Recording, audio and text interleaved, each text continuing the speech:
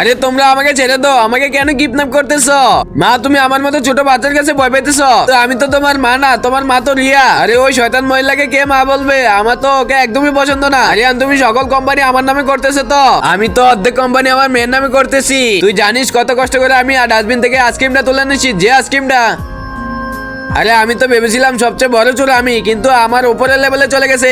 আচ্ছা তুমি কি আমাকে ওই জায়গা থেকে আইসক্রিম বের করতে সাহায্য করবে? আরে হ্যাঁ মা, আমার তো ওইসব করতে অনেক ভালোই লাগে। এই নিন আমার তরফ থেকে আপনার জন্য একটা চাকরি। আরে আমি তো দেখতেছি আমি অফিসের হেড হয়ে গেছি। আসুন ম্যাম, এই নিন আপনার চেয়ার। ওই মোটু ওই মহারানীকে একটু দেখতো, দাঁড়াও এখনই ওকে মজা দেখাচ্ছি। আরে ওই রিয়া কেমন আছো? আরে আমার কাজ তো হলো চেক করা, এজন্য চেক করতেছি।